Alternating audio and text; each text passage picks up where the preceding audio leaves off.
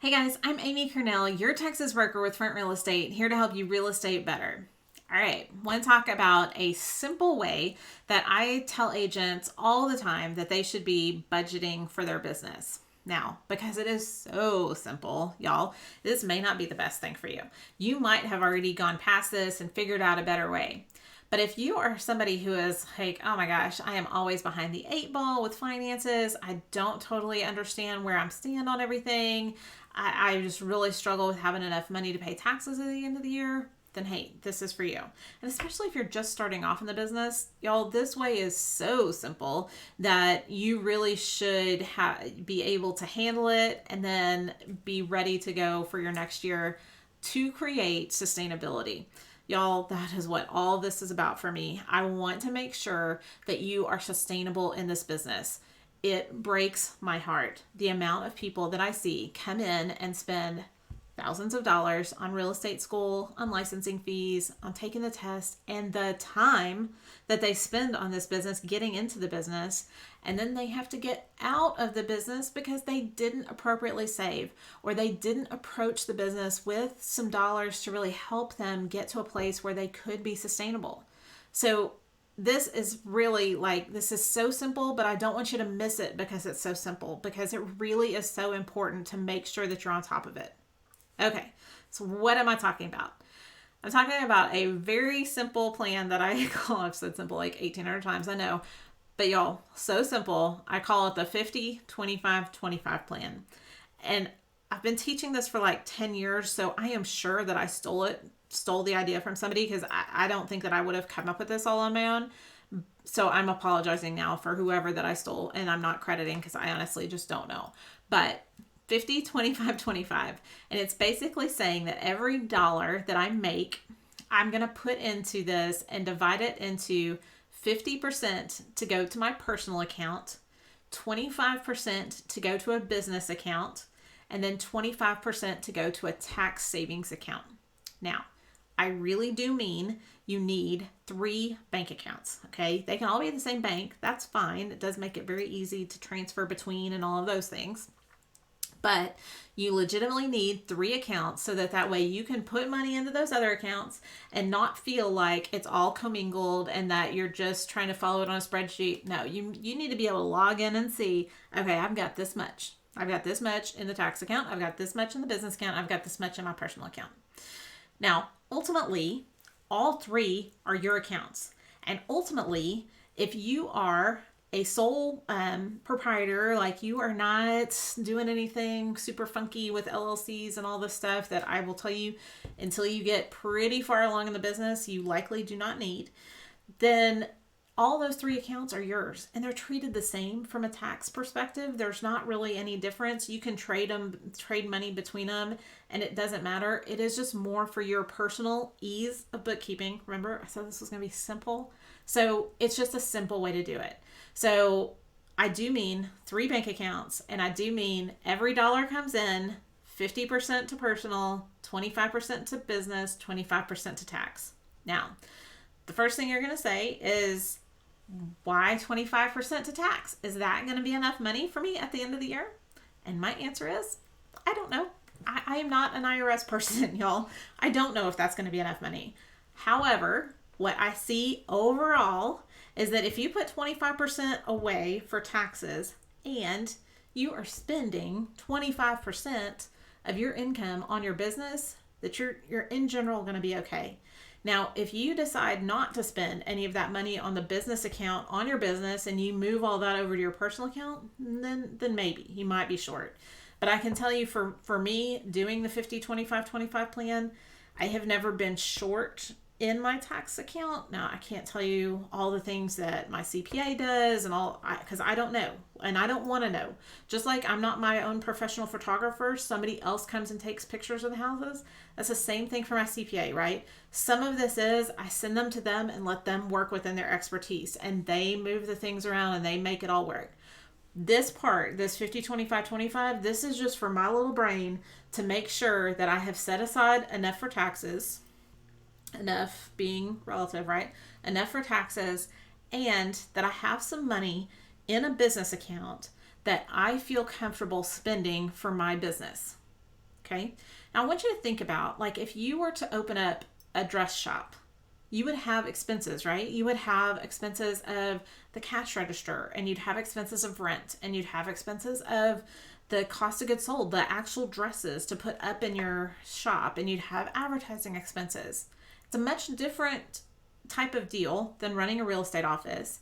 But if you're running a real estate office and you're not spending money on advertising, if you don't have any cost of goods sold, like professional photography, staging, those kind of things, if you don't have any, let's say, technology, like a new laptop or something like that, may not be a cash register, but that laptop can make you money too.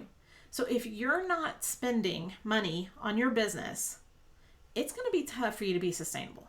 I mean, I'm just going to tell you, like, this business is really cool because there is a lot of blood, sweat, and tears that you can put in instead of dollars on some of this stuff to really get you started and go.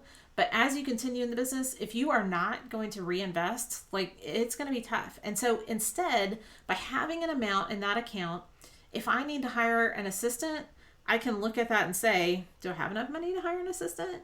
How am I doing this year? Well, crap, I have $50,000 in that account that I haven't spent. Well, maybe it's time to hire an assistant, or maybe it's time to go deeper on my advertising, or maybe it's time for me to, do something different from a technology perspective. But having the money in that account means that I don't feel like I'm not able to do the same type of Christmas gifts for my kids because I'm spending money on pop buys in December for my clients, because that is coming out of a totally different bucket. That pop buy money is coming out of the business account. The Christmas gifts for my kids is coming out of the personal account. So that to me just made my whole mindset and life, because this business is so muddy and it's hard to differentiate between personal and the other, that made it so much more helpful and more just at peace for me to be able to spend money on the business, because I had already set it aside. I knew I was putting 25% away to spend on things like that. Now, ultimately, if I ended up with more money than I wanted there, and I didn't have enough money on the house side, then I could move it. It's still all my money. Same thing with taxes. People say, oh my gosh, I think if I put away 25%, I'm going to have way too much in there. Well, I would suggest do it for a year and see how much you have in there. And if you have way too much in there, then hey, good news. You get to put more away to savings, or you get to buy a rent house, or you get to take the family to Disney World, something. Having too much money set aside, y'all, that's rarely a bad thing. Okay, but ultimately it's still your money. So move it or use it for next year's tax levy, whatever you want to do. You've got the power to move that stuff, but at least having that simple guide, that simple plan will help you to track it and make sure that you're kind of prepared for the end of the year, right? I will tell you, the other question that I get a lot is, okay, but my cell phone, where should I charge that? Is that personal or is it business? Or my car or my health insurance or whatever? So ultimately my answer is, just like what I said, if you're a sole proprietor, ultimately it doesn't matter. You can pull it from wherever. If it's deductible, it's deductible. If it's not deductible, it's not deductible. It doesn't really matter what account it hits. That's more for you and how you want to structure your business. That also can change over time. So, for example, when I first started in the business, my 25% was smaller than it is now. And I used it. I needed it to build my business. And so, by the time I paid for my broker fees and my MLS fees and my advertising, there just wasn't a whole lot left. There wasn't a whole lot left to pay for a cell phone bill or to pay for gas or to pay for a car payment. I couldn't pay it out of that. Well, now my 25% is bigger. And so I do pay for cell phone bills out of there, for office supplies, for, I pay for a lot of different things in there that I would have potentially back in the day had under my personal account, even though I was still writing them off. So I don't differentiate necessarily of okay, only the write-offs are under this business account and only not the write-offs are under the personal. It's a little more muddy, just because there are so many things that are muddy in our world of things like cell phone and gas. Okay, those are the best examples that I can come up with. But there are going to be things like that for you too that you're well, I'm not sure where to put this. And that is something that you could talk with your CPA. I will tell you, let's just talk about CPA for a minute too. I fought this for a long time. My degree is in finance. I'm like, I'm a smart girl. I can totally do my own taxes. I can figure it out. TurboTax is there. It's how my dad had always done it. But he's also always been a W-2 employee. Y'all, TurboTax, I will tell you, it is really not the best solution for you as a business owner. You really need to find a good CPA that you can walk beside and you can share your goals and you can share your what, hey, this is my plan, and then have them walk through that with you. I know it's like, yeah, but I don't have enough money for a CPA, or they're going to laugh at me because I only made this much last year. Y'all, it doesn't matter. It really is about forming that partnership and walking through over time with them. And changing if that doesn't fit, but y'all, really, you need somebody. You need somebody more than what TurboTax can provide you. So I would really encourage you to set up those 3 accounts, get a good CPA, start, doing your balancing in QuickBooks and Quicken in something. I will tell you, for me, I do it all on an Excel, like a bunch of Excel spreadsheets. Like there's a lot of different accounts and all these things because I'm a huge nerd on Excel, but you don't have to do it like that. That is potentially harder. You really can do it on a QuickBooks or something like that. But however you're doing it, get in with your system. And maybe that is, hey, I need an assistant to do that, or I need a bookkeeper to do that because that is so not my jam. Then do that.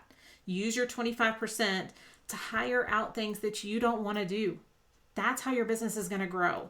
If you continue to do every single thing for your business and you are the only person who touches anything in your business, do you really think you're providing the best quality service for your clients? Is that the UVP that you want to provide? And how long can you earn that commission rate if that's what you're providing? Okay, think through it and really know, like, hey man, this is part of this, to me, really cool, fun opportunity as a business owner that you get to impact your life and your family's life as you do this well. If I can ever be of any assistance and chat about any of it with you, I'm happy to. Shoot me a message below and I'm happy to do that. I also do have some spreadsheets set up, like I said, with how I do the 50, 25, 25 plan. Y'all, it's so simple. Like there's not a whole lot to it, but having some sort of plan will really help you sustain in this business. And that is my hope for you. All right.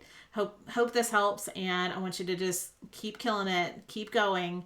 This is what everybody goes through, and get ready because there's greatness ahead. Talk to you soon.